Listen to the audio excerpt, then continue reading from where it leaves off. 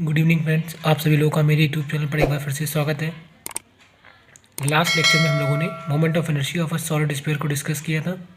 आज हम लोग moment of inertia of hollow sphere about a diameter, यानी कि आज ये हमारा जो स्फीयर आपको दिखाई दे रहा है वो कैसा है, हॉलो। हॉलो का मतलब मैं अगर आपको एग्जांपल दूं, आप एक बॉल को कंसीडर कर सकते हो एज अ हॉलो स्फीयर। ठीक है, सो आज हम लोग इस हॉलो स्फीयर का moment of inertia find out करेंगे। तो सबसे पहले मैं आपको हॉलो स्फीयर की डेफिनेशन बता देता हूँ। A hollow sphere is formed when a semicircular arc is revolved about its bounding diameter। तो सेमी सर्कुलर आर्क का मतलब है कि अगर मैं इस आर्क को कंसीडर करूँ, इतने पार्ट को, तो इसका जो मास होगा वो सिर्फ और सिर्फ इसकी सर्कमफ्रेंस पर ही डिस्ट्रीब्यूटेड होगा। सो जब हम लोग इस सेमी सर्कुलर आर्क को रिवॉल्व करेंगे इसके इस डायमीटर के अबाउट, सो जो मेरा स्पेयर फॉर्म्ड होगा वो कैसा फॉर्म्ड होगा, हॉलो स्पेयर फॉर्म्ड होगा। और अगर यही मेरा सेमी सर्कुलर एरिया होता और इसको हम लोग रिवॉल्व करते तो हमें सॉलिड स्पेयर जनरेट हुआ मिलता। बट चूँकि ये सिर्फ सेमी सर्कुलर आर्क है हमारी, सो इसलिए हमें यहाँ पर एक हॉलो स्पेयर मिलेगा। सो अभी मैंने जो ड्रॉ किया है उसको मैं यहाँ पर लिख देता हूँ।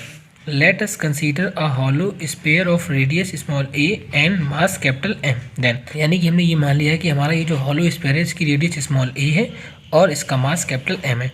अब अगर हम लोग बात करें इसकी मास की, सो इसका मास कैसा होगा, इसका मास इसकी पूरी सरकमफ्रेंस में और इसके पूरे सरफेस एरिया में यूनिफॉर्मली डिस्ट्रीब्यूटेड होगा।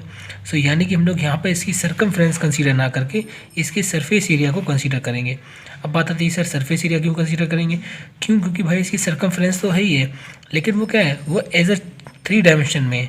अगर मैं बॉल को कंसीडर करूँ तो बॉल आपकी कैसी होती है, गोल होती है, तो यानी कि उसमें कुछ हाइट भी होती है, कुछ एरिया वो कवर करती है, लेकिन उसका सारा मास उसकी सरकमफ्रेंस पर डिस्ट्रीब्यूटेड होता है। तो इसलिए हम लोग यहाँ पर इसका सरफेस एरिया कंसीडर करेंगे। सो इसका mass per unit area of hollow sphere rho is equal to M upon surface area of sphere. Surface area क्या होता है स्पेयर का, यही मैंने देखो इसको एरो से दिखाया हुआ है, सरफेस एरिया ऑफ गोला। गोले का सरफेस एरिया क्या होता है, 4πa²। ठीक है, ये फॉर्मूला आपको याद रखना है। सो ये मेरा मास पर यूनिट एरिया निकला है किसका, इस हॉलो स्पेयर का। ठीक है, अब बात करते हैं हमें किसके अबाउट फाइंड आउट करना है और उसके लिए हमारी अप्रोच क्या रहेगी। सो मैं वैल्यू को लिख देता हूँ। We have to find moment of inertia of the hollow sphere about A B, यानी कि हमें इस ए बी के अबाउट इस पूरे स्पेयर का moment of inertia find out करना है। सो हमारी अप्रोच वही लास्ट वाले क्वेश्चंस की तरीके थी। For this consider an elementary arc. अब यहाँ पे मैंने आर्क पी क्यू कंसीडर किया है, और जब सॉलिड स्फीयर का केस था वहाँ पे मैंने एरिया पी क्यू कंसीडर किया था। क्यों, क्योंकि भाई वहाँ पे इसका पूरा जो मास था वो इसके बीच में भी डिस्ट्रीब्यूटेड था, बट चूँकि यहाँ पर तो इसका सारा मास इसकी बाउंड्री पर है, सो ये मैंने आर्क पी क्यू कंसीडर किए। अब इस आर्क पी क्यू के कैरेक्टरिस्टिक क्या क्या है वो मैंने यहाँ पर लिख दिए। Length of arc P Q is equal to क्या हो जाएगा, रेडियस इंटू एंगल। क्योंकि आप लोग जानते हो आर्क बराबर क्या होता है, रेडियस इंटू एंगल। तो यहाँ पे एंगल कितना फॉर्म कर रही है आर्क, डेल्टा थीटा, और इसकी रेडियस कितनी है ए। सो आर्क बराबर क्या हो जाएगा, ए इंटू डेल्टा थीटा। फिर आगे mass of P Q is equal to delta M, यानी कि मैंने पी क्यू का मास डेल्टा एम कंसीडर कर लिया है। इसका मान हम लोग फाइंड आउट करेंगे इस रो की हेल्प से। फिर आगे and perpendicular distance of P Q from A B is equal to P N and which is equal to R sine theta. Last question की तरीके से ये यहाँ पर भी सेम रहेगी। कैसे, आप देखिए ये जो आर्क पी क्यू है इसकी इस लाइन ए बी से डिस्टेंस कितनी है भाई, यही तो है पी एन। और पी एन कैसे हम लोग निकालेंगे, अगर ये एंगल थीटा है तो इसके सामने वाली लाइन क्या होती है, ए साइन थीटा, और ये वाली ए कॉस थीटा, बट हमें तो पी एन चाहिए, सो इसलिए ये ए साइन थीटा हो गई। ठीक है, अब चूंकि हम लोग इस सेमी सर्कुलर आर्क को क्या करा रहे हैं, रिवॉल्व करा रहे हैं, सो ये वाली आर्क पी क्यू भी क्या होगी, इस डायमीटर के अबाउट रिवॉल्व होगी। तो जब ये रिवॉल्व होगी तो ये क्या फॉर्म करेगी, एक सेमी सर्कुलर रिंग को फॉर्म करेगी, जिसको मैंने यहाँ पे डैश डैश डैश दिखाया है। अब इस सेमी सर्कुलर रिंग की रेडियस कितनी होगी भाई, जितनी इसकी परपेंडिकुलर डिस्टेंस है उतनी ही रेडियस की तो ये सर्कुलर रिंग फॉर्म करेगी। तो इसकी रेडियस कितनी होगी, ए साइन थीटा। ठीक है, सो मैंने वही यहाँ पर लिखा हुआ है। When element P Q revolve about A B, जब हम लोग पी क्यू एलिमेंट को रिवॉल्व करेंगे ए बी के about, it generate a circular ring of radius a sine theta and width a del theta. अब इसकी विथ कितनी होगी, सो भाई जितनी ये आर्क है उतनी ही विथ की तो हमें सर्कुलर रिंग मिलेगी, तो इसकी विथ कितनी हो जाएगी, ए डेल्टा थीटा। अब हम लोग डेल्टा एम की वैल्यू फाइंड आउट करते हैं। So now delta M is equal to rho into circumference of ring into width. अब आप लोग जानते हो सर्कमफेरेंस का फॉर्मूला क्या होता है, 2πr, बट यहाँ पर तो रिंग की रेडियस कितनी है, a sin थीटा। सो मैंने r की जगह पर a sin थीटा रख दिया है, और विथ कितनी है, a डेल्टा थीटा।